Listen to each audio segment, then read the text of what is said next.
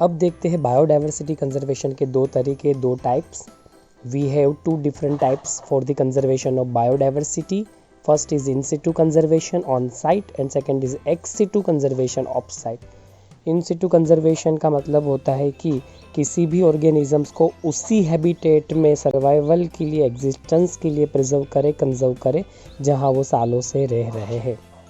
X situ conservation का मतलब होता है कि जहाँ वो ऑर्गेनिज्म रह रहे हैं वो हैबिटेट अभी सूटेबल नहीं है उनके कंजर्वेशन के लिए, उसका लॉस हो चुका है, उसके अंदर उतने इनफ रिसोर्सेज नहीं बचे, तो आप उस ऑर्गेनिजम्स को उस हैबिटेट से उठाकर किसी दूसरी नेचुरल हैबिटेट में रखें जो उसकी पुरानी हैबिटेट को रिप्रेजेंट करती हो, उसी की तरह लगती हो. मतलब ऑफ साइट प्रिजर्वेशन और कंजर्वेशन. तो सबसे पहला कंजर्वेशन का टाइप है इन सिटू कंजर्वेशन. देखिए, इन सिटू कंजर्वेशन जो है वहाँ पर एक चीज़ बहुत कॉमन है कि आप जिस भी ऑर्गेनिज्म को कंजर्व करना चाहते हैं, प्रोटेक्ट करना चाहते हैं,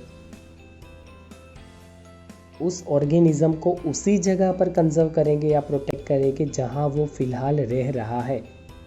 मतलब उसकी ओरिजिनल हैबिटेट, उसका नेटिव प्लेस जहाँ वो अभी रह रहा है, अभी अपनी लाइफ को सर्वाइव कर रहा है, उसका एग्जिस्टेंस है, उसको बचाए रखे हुए हैं, उसी जगह पर उसको ऐसी ट्रीटमेंट देंगे, वो फैसिलिटीज़ प्रोवाइड करवाएंगे, जो रिसोर्सेज नहीं मिल पा रहे उसको प्रोवाइड करवाएंगे.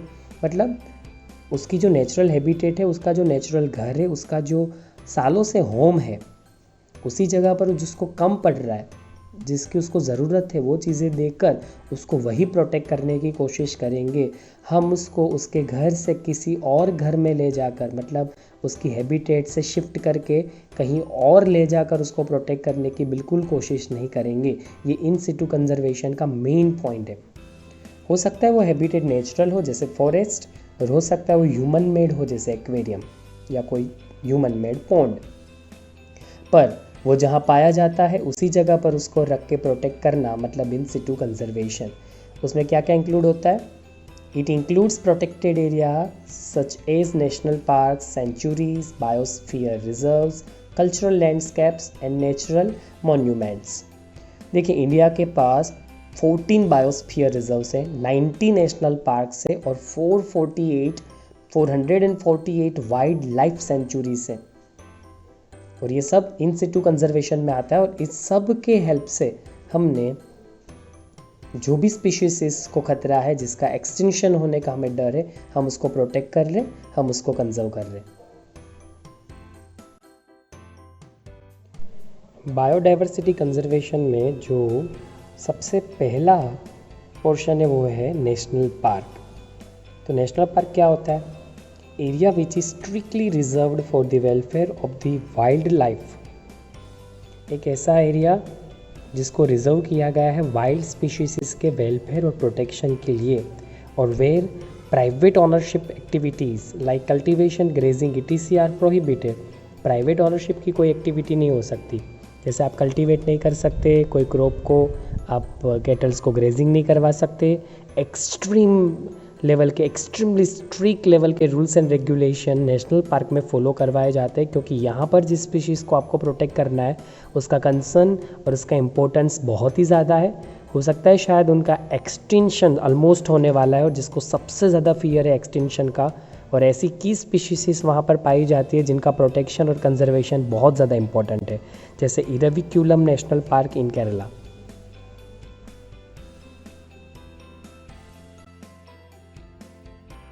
ये फिगर है इरविक्यूलम नेशनल पार्क की. इन सिटू कंजर्वेशन में सेकेंड टॉपिक देखते हैं जो है sanctuaries. Area in which protection is given only to the animals. एक ऐसा एरिया जहाँ एनिमल को ही सिर्फ प्रोटेक्ट किया गया है. An operation like collection of timbers, minor forest products and private ownership rights are allowed so long as they do not interfere with the well-being of animals. National park की तरह यहाँ private ownership की activities को prohibit नहीं किया जाता.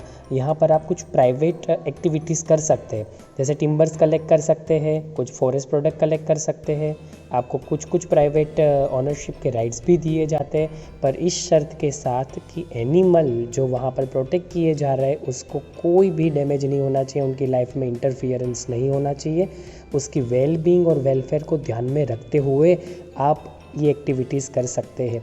मतलब rules and regulation थोड़े से यहाँ पर हल्के होते हैं, इतने स्ट्रिक्ट रूल्स एंड रेगुलेशन यहाँ पर फॉलो नहीं करवाए जाते। एग्जाम्पल में Periyar wild life sanctuaries Kerala. ये फिगर पेरियार की वाइल्ड लाइफ सेंचुरी की है।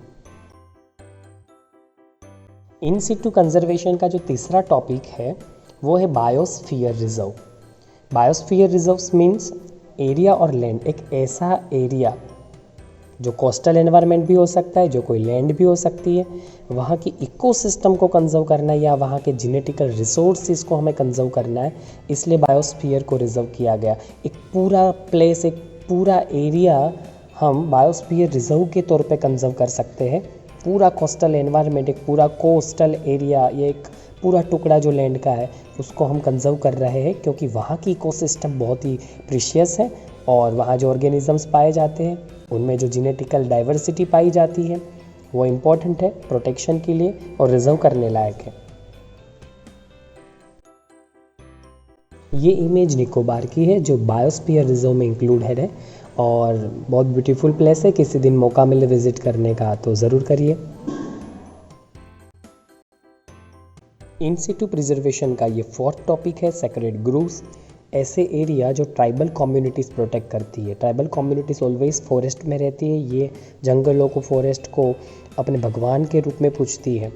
तो Khasi and Jaintia hills Meghalaya, Aravalli hills of Rajasthan, Western Ghats region of Karnataka and Maharashtra, Surguja, Chanda and Bastar area of Madhya Pradesh, ये सब सेक्रेड ग्रूव्स में आते हैं और इन सब को प्रोटेक्ट कर रही है ट्राइबल कम्युनिटीज़। इस फिगर में आपको खासी एंड जैंतिया हिल दिखा रखी है। ये फिगर है Aravalli hills and the western Ghat और ये इमेज है sacred groves Madhya Pradesh. Biodiversity conservation and preservation का सेकेंड जो टाइप है वो है ex situ conservation off site. जैसे कि हम जानते हैं इस टाइप के कंजर्वेशन में हम ऑर्गेनिज्म को उसकी हैबिटेट के आउटसाइड ले जाकर उसको प्रोटेक्ट और कंजर्व करते हैं। एग्जाम्पल्स है genetical resources centres, zoological parks, botanical gardens and the gene banks. ये फिगर है zoological park and botanical garden की।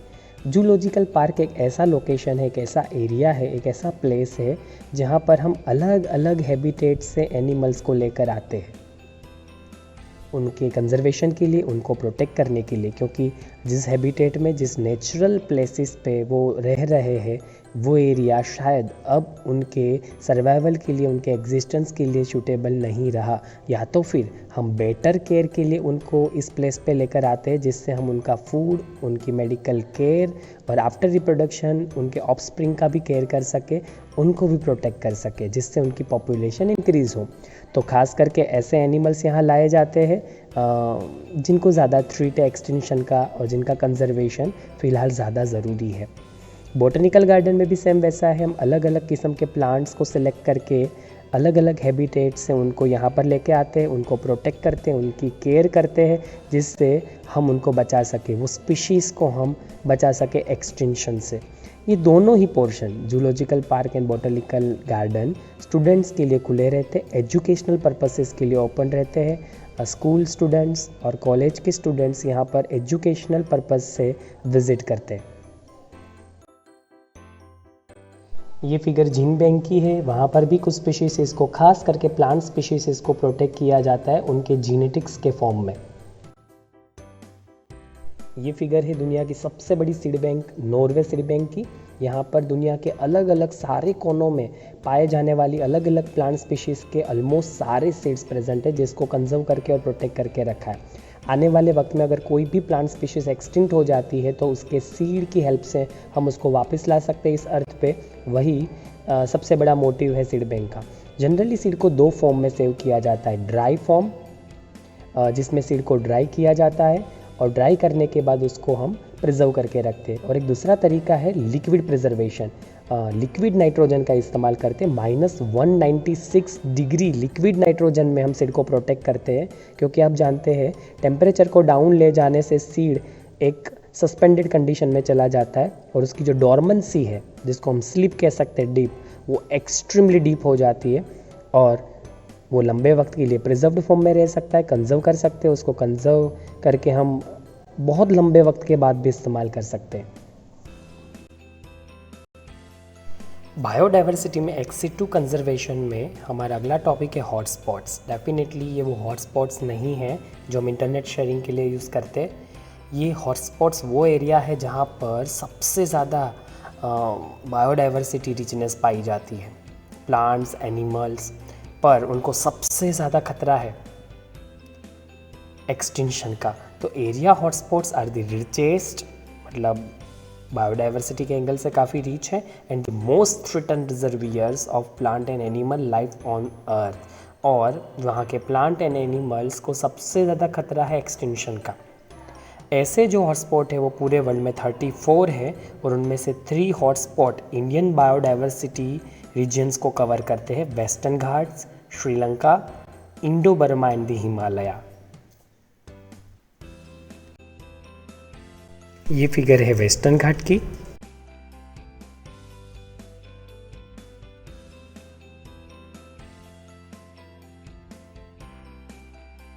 ये फिगर इंडो बर्मा को शो कर रही है और इस फिगर में हिमालय रीजन को शो किया है। अगर हम बात करें इंटरनेशनल एफर्ट्स की for the conservation of biodiversity, तो सबसे पहले देखते हैं earth summit Rio de Janeiro 1992। वहाँ पर 3 मेन ऑब्जेक्टिव थे: conservation of biodiversity, sustainable use of biodiversity, sharing of benefits of utilisation of genetical resources.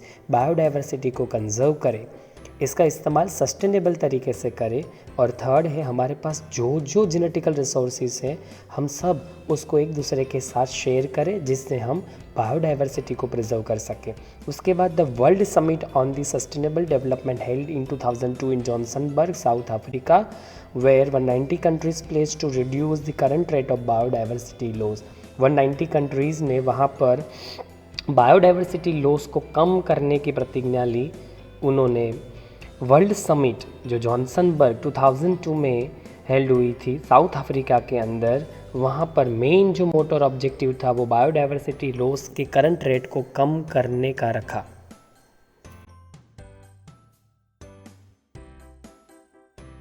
और इसी के साथ ये टॉपिक एंड चैप्टर दोनों खत्म होते the end, but end of someone story is the beginning of others. मेरा काम यहाँ ख़त्म हुआ आपको समझाने का, आपको सिखाने का। अब आपकी स्टोरी शुरू होगी सीखने की और लर्न करने की।